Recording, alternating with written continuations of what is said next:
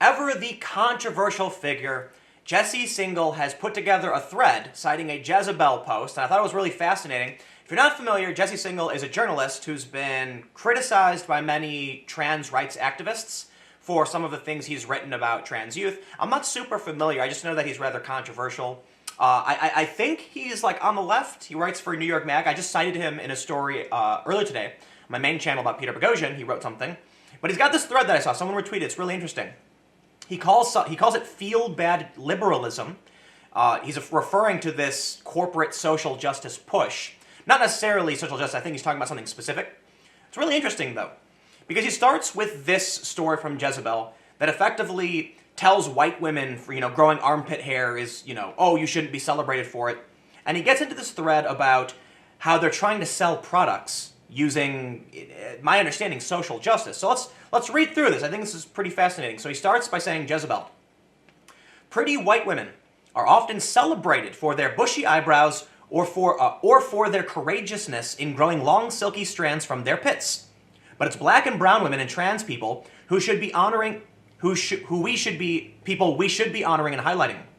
They are routinely mocked, harassed, and threatened for refusing to conform to Eurocentric Western standards of beauty. While white women are liberating their pits, brown people who have darker and oftentimes coarser, thicker hair in more places are contending with colonialist expectations of what their bodies and hair are supposed to look like.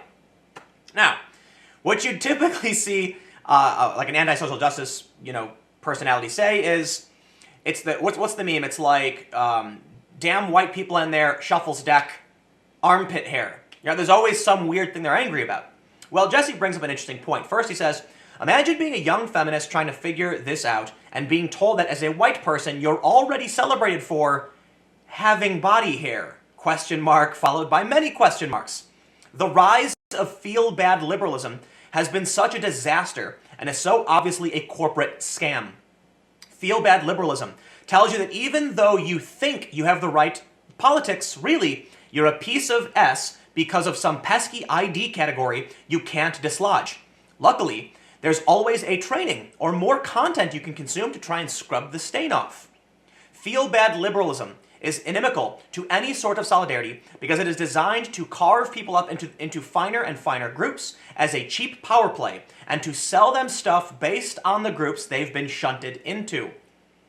Feel-bad liberalism is a scam and has no capability to address any of the major problems in the US progressives and leftists agree need to be solved. It's a way for mediocre people with nothing of value to say to assert power and sell stuff. It's beyond just selling products, but he's right, spot on.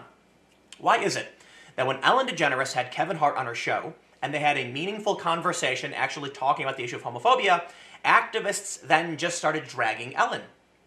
It sells. It sells stuff. And I'm not talking about selling a direct product. I'm not talking about posting a link saying, buy this new hair conditioner. I'm talking about selling an idea to put you at the forefront.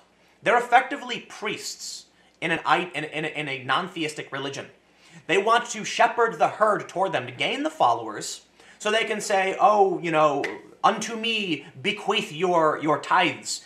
Give me money. Support me. I can sell ads. Basically what happens is, you have these activists who will drag someone for some social justice identity reason like having armpit hair. Then they can gain a following, and then they can, promote or link to products and have sponsors say, hey, we want to be involved with your brand. How many of these activists have done deals with media organizations where they've become personalities and made a decent amount of money from doing it? Not all of them, but many of them. I know because I've worked with some of them. And I'll tell you what my experience is working with these companies. Why is it, and I've talked about this before, that you have media companies who push far left fringe ideology, like Jesse pointing out Jezebel? It's because their marketing people tell them this is what young people want. And apparently it might go beyond that. It might be not just about what young people want, but how they can more effectively target people with ads, as Jesse's pointing out. He says, I gotta write an actual piece about this stuff. It's such a dead end, and so many young people are having the feel-bad liberalism model burned into their poor, vulnerable, malleable brains in their early years as activists, or, huge air quotes, journalists. I gotta love that one. Yes, journalists. Now look, I always want to make sure I say, you can be a journalist and other things. You can be an activist and you can be a journalist. It's important to know the distinction and at what point you're one or the other. If all of my videos were specifically about supporting or opposing a certain thing, then yes, you could say that's effectively activism. And while many people have presented to me saying, oh, but if we go to your channel, you know, we can see the titles, we know what you're doing, and it's like, did you actually watch any of the videos? You can't judge a book by its cover. What is this? What are we, 12? Okay? Oftentimes, people will see a headline and assume that's the whole story, or they'll assume what the story means. Like, I made one video called something like, facetiously, The Rise of Mixed Race Supremacism. The joke was, Guardian was writing about genes from around the world coming together is a good thing, and I was praising this idea. I was saying it's right, and the joke was mixed race supremacy. Instead of actually watching the video, people assumed that it was critical of mixed race people when I don't even gotta say it, right? When I come from this heritage, that's the point of the video. They don't read it. They don't watch it. They say, here's a word, mixed race supremacy. I know what that means. It's like, you didn't watch the video. You don't know what it means. You've taken a word and you've made an assumption about what the content is because of what you're assuming about a person. And it's really funny when you see this stuff, like James Damore is a really good example. Feminists say, we live in a patriarchy, okay? It's a system built for, supported by, and favoring men. James Damore of Google wrote a document saying that maybe we should change this system to benefit the way women function. Instead of actually agreeing with him, because he agreed with them, they claimed it was some kind of dude bro, tech bro, anti-feminist nonsense, when in reality, it was extremely feminist. And after James Damore published this document saying, hey, we should implement programs that are better for women, basically saying dismantle the patriarchy, I'm being a bit facetious, but he's agreeing with them, they're now actually trying to do what he's talking about doing. Okay, this is what happens. They don't care, they just want to publish this stuff, but anyway, let's read on. He says, if something really has a similar structure as a cult, whoa, where you just buy or read more and more stuff, but there's never a point where someone pats you on the shoulder and says, you're good now, you're fine, doesn't that raise certain questions? Yes, there is no end in sight. Why? Because it's a downward spiral of insanity. They're selling you something, okay? The world's on fire, and the far right is running everything, and we need all the help we can get. Will you join us? Yes, I'd love to. Great. But first, you're an effing piece of S. You know that, right? Dude, spot on! That's exactly how I feel. Yes, you want to be critical of the fringe, microscopic element of weird, ultra-traditionalists, white supremacists? By all means, I'm not a fan of those people. Let's talk about them. But when you act like they're everywhere, and Vox runs a story claiming that like 10 million people in this country polled AltRight Views by using some dubious polling with weird questions and then conflating those questions with an ideology, it's like they're trying so hard to convince people of something that isn't really there. Why? They want to sell you a product. Plain and simple. They want you to click that link. Oh, I bet you that story that said, 11 million Americans hold alt-right views. People went, oh God, the world's on fire. Normal, healthy adults do not respond to clearly bad faith or ill-formed or aggressively inflammatory claims about their moral worth coming from the internet. Internet weirdos with, I'm so sorry, tell me more. This is not a normal way to be a person in a really complicated world. He said, I'll never forget the stripper, the one Tweeteration mentions in her book, a 19-year-old with an unplanned baby on the way talking about her privilege. This is what feel-bad liberalism does. It turns people into morons. That friendly, apologetic stripper likely got completely effed over by the fact that our country does not provide people with the basic S other rich countries do. Ask anyone who isn't super wealthy, who has had a kid. It's insane, it's unfair, and you cannot fix this if you have 19-year-old strippers who believe themselves to be privileged because they read some dumb idiot websites. The secret is the people who write this stuff don't want this 19-year-old stripper to have access to better healthcare and daycare and everything else. They just want her to feel S. So she'll keep buying their pablum. Christ, how do people not see this? It's such a transparent scam.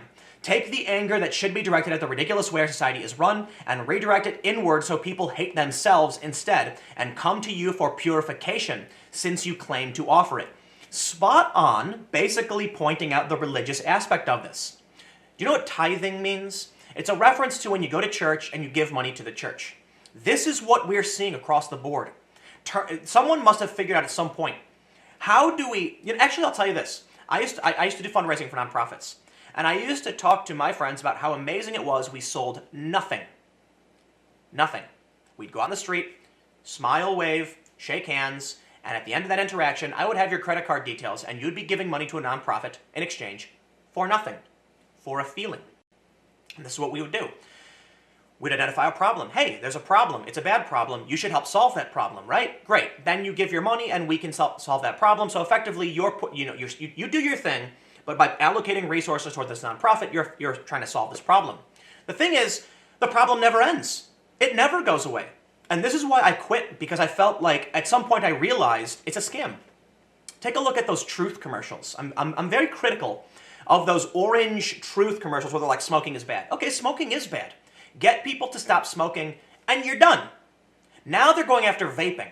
They have a commercial where they're like, it's a bunch of Muppets, and one guy goes, vaping is safer, and then it goes, wah, and then he says, safer than, and then every time he does, someone honks at him, and then it says, safer doesn't mean safe, which I agree, but then it says, if you vape, you're 4 times more likely to start smoking. And I'm like, what? I thought you were against smoking. If you got people off cigarettes and they're now vaping, that's not a bad thing, right? Admittedly, like, vaping isn't better than not vaping, but the point is, the mission will never end. Never. And this will only end up in a downward spiral because the goal is to make you feel bad. But there is no end. There is no theism. There is no God. There is no book. There is no point at which you realize you've accomplished enlightenment. Because every single step you take, they will come back at you. I'll read his final tweet on this, I guess, because he went on for a while.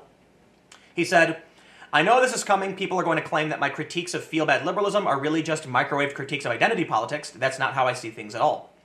So he said, feel-bad liberalism is not the same thing as identity politics, although it kind of feels like it.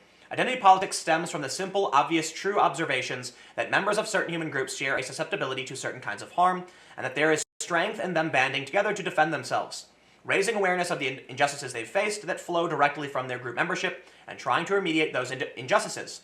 Yes, like any style of politics, identity politics has its more extreme and counterproductive claims. But unlike feel-bad liberalism, identity politics also has the capacity to tap into the transcendent modes of human experience that usually accompany progress.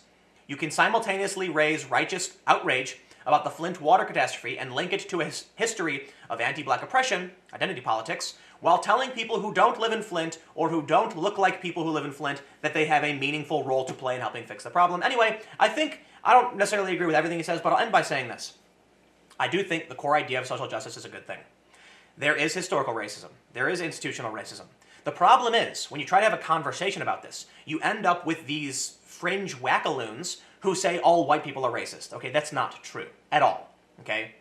The issue is, we have done great things in the past couple decades to resolve a lot of these problems with historical institutional racism. Racism exists. It does. It hasn't gone away. But it's not that bad. It's going away. But these people have to sell you on an ideology and convince you it's worse than it's ever been when it's not. Okay, so we're not going to compare today to 50 years ago. No, it's really, really good right now. It is. Everybody needs to chill out, and we can do better, always. So anyway, I'm going to wrap it up there because I don't want to go on too long, but stick around. I got more videos coming up in a few minutes, and I'll see you then.